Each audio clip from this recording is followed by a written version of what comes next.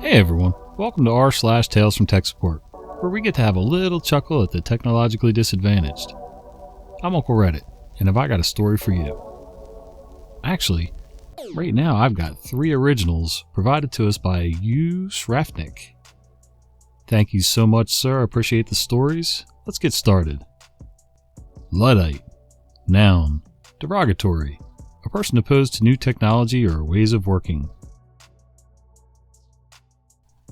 I used to work at a multi-office law firm doing conveyancing, property law transactions, buying and selling houses, granting leases, the occasional remortgage, etc. So I was not part of the IT team. However, over the years, I had become friends with all of them, a great bunch of people.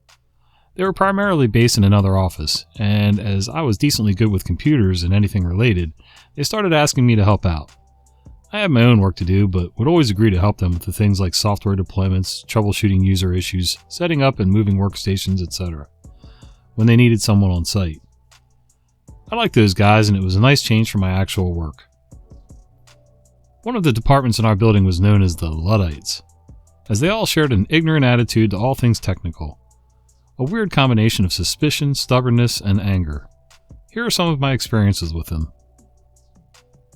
Story 1. While talking to one of them about one of their cases, which was linked to one of mine, I noticed that they all had their screens set to 1024 by 768 resolution. These were modern 24-inch widescreen displays with a native resolution of something like 1680 by 1050.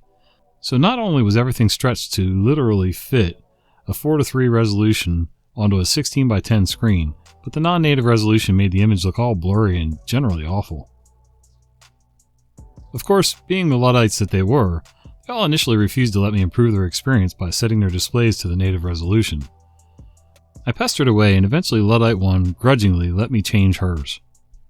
I assumed that once they saw the improvement on her screen, they'd all want it. I could not have been more wrong. I changed the resolution and the desktop resized, losing its distorted aspect and becoming crystal clear. I demonstrated that our case management software now had enough screen space to render correctly without leaving elements off the edge. But Luddite 1 was not happy. She complained that her icons were too small and she couldn't read the text on the screen. She wanted to put back to how it was. I said, "Oh, no problem. I can set Windows to scale up the icons and text to whatever size is comfortable while keeping the correct resolution."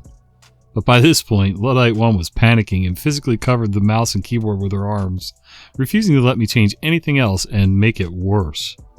With the rest of her team egging her on, she demanded that I put it back to the low resolution.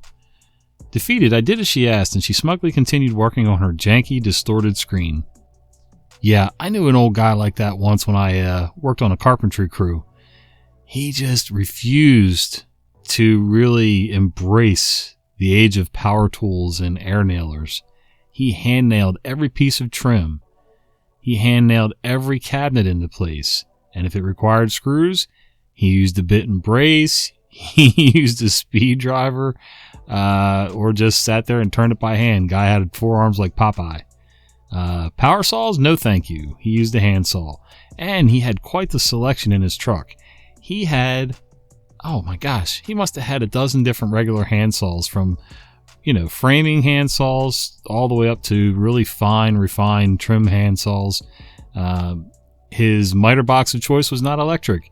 It was a mechanical miter box, and it accepted a couple different types of saws for cutting trim, crown molding, chair rail, things like that.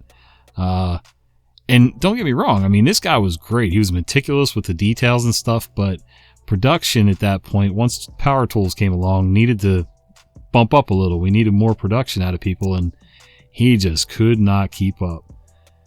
Gotta love him. I mean, hey, I like the old ways as much as the next guy, but you also got to be able to make a profit too, so. Story 2. IT had noticed that one of the Luddites' machines was way behind on critical updates. These updates were pushed out network-wide at domain level, so they didn't know why it was failing on this one system. It was an important part of our corporate policy and something that got reviewed at board meetings, that all workstations and servers be kept fully patched. Law firms are a big target for spear phishing and exploit intrusions, so they took this seriously. IT asked me to investigate, as they had had no joy getting hold of the user. I went over to Luddite 2 and explained that IT needed me to check her system. Immediately suspicious, she first made me promise that I wouldn't delete all her shortcuts, clarifying that last time IT did something to my PC, all my shortcuts disappeared. Okay, lady, I promise not to delete your shortcuts. Poking around, I soon noticed that the system was extra laggy, and uptime was around 200 days. What the? I asked Luddite 2 about this. Me. Have you been shutting your PC down when you leave the office? Luddite 2. Of course! I turn the screen off every night. Me. But do you shut down the PC? As in turning the system off? Luddite 2. No, if I turn it off, it might never turn back on. I'm not doing that. Me. Trust me, it'll turn on in the morning just fine. Everyone else's does. Plus, it'll run better than it does when it's been running for half a year. And it's a waste of electricity to leave it on all night. Luddite 2. But I don't know how to shut it down anyway. Me. Well, you can click Start, Power, Shut Down, like this. Luddite 2. That's too hard. I'll never remember where that's hidden. Me. That's alright. If you press the power button on the case, that'll send the same command to shut down without having to use the Start menu. Here, look. Luddite 2. No! What are you doing? At this point, Luddite 2 put her hand over the power button, blocking my finger from pressing it. It turned out that sometime back in the 90s, someone had told her that using the power button to do a hard shutdown could be bad for PCs and to never do it. True, I explained, but on modern PCs, a single press will only send a shutdown command to the operating system, and the system will shut down gracefully. To get a hard shutdown, you'd have to hold it for 5 seconds. Luddite 2 flat out refused to believe this dark magic, never taking her hand from the front of the case. I called IT back and explained what had happened. They all thought it was hilarious, but by now knew enough about the Luddites to not be too surprised. One of them sent shutdown /R to the machine, and soon I heard Luddite 2 screeching from her desk. Looking over, I saw a blue screen with preparing to install update 1 of 27 on it. Those PCs used a spinning hard disk rather than an SSD, so that many updates took hours. Luddite 2 complained to her line manager about her PC being taken offline for hours during the workday, but a director got involved and told her manager that IT had no choice, as it was a major breach of security policy to leave her PC so seriously behind on patches. They had forced a restart due to months of her not following procedure and ignoring emails from IT about updates. Yeah, that phrase dark magic really hits home.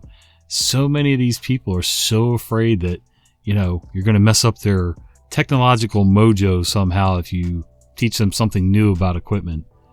And the way everything was 20 years ago is still going to be that way today. Incredible.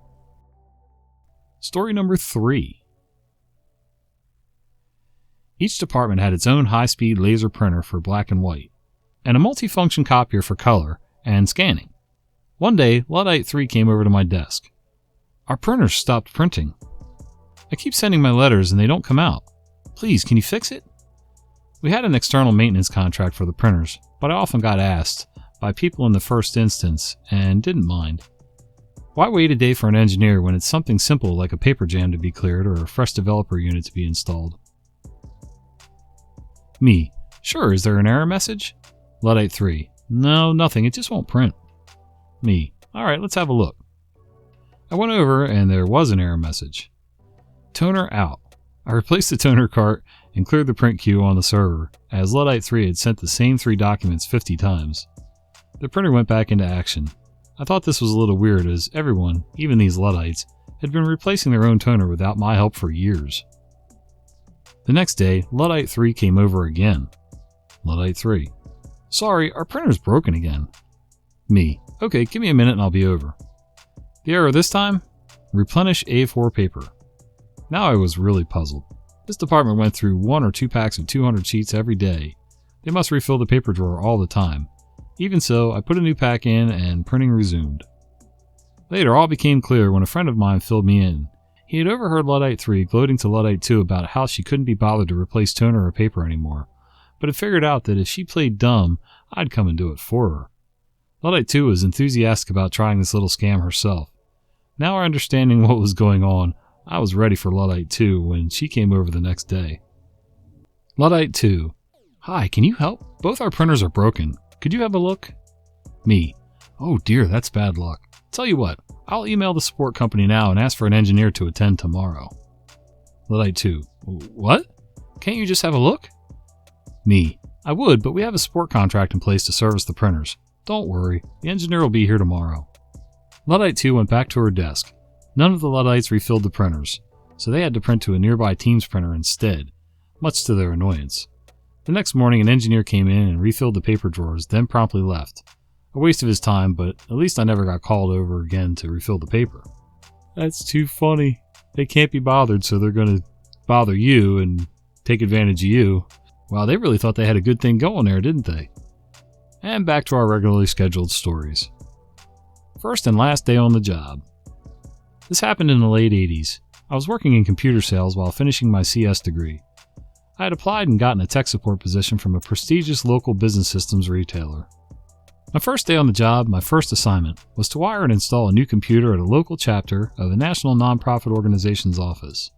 I gathered the required materials and hopped in my car, arriving at the customer's location about 10 a.m. I got out of my car and was gathering my first load of equipment to take in the building when the local chapter's CEO came out hotter than a wet hen. He immediately went off on me how their printers weren't working and how retailer had sold them a load of crap. He was yelling a near constant stream of obscenities at me and how worthless I and the retailer were. I never even had a chance to say a single word when he all of a sudden grabbed me by my lapels and shook me while yelling that he wasn't going to let me go until it all worked flawlessly. Once he stopped, I informed him I'd be inside in just a moment, and he stormed off into the building. I looked across the street at the neighboring service station and the employees gathered outside watching it all go down. I walked over to them and together we called the police. CEO was carted off wearing shiny new bracelets, and I returned to the retailer's office where I had a short sit down with my boss and informed him I would not be working for him. I was fortunate in that my previous employer was all too happy to take me back, and I stayed with them until I finished school. Yeah, I know you were young and still in school and stuff, but I'd be damned if somebody's going to put their hands on me. That's just never a good idea in any way, shape, or form. I don't know how people can do that, putting their hands on people. What do they think's going to happen? You're either going to get punched in the mouth or arrested or both. That's just crazy. And down in the comments for this one, I was once held at a Hooters because of a crazy, stupid manager. I worked for a local computer service company. When things got slow, the owner would take on any offer that came across fax or email. So I'd be doing things like installing barcode scanners in a Petco or swapping out a receipt printer at a Chili's. I gotta tell you guys, everyone in this town has lost their minds. It's a Friday evening. There are car alarms going. I live in a small residential suburban neighborhood.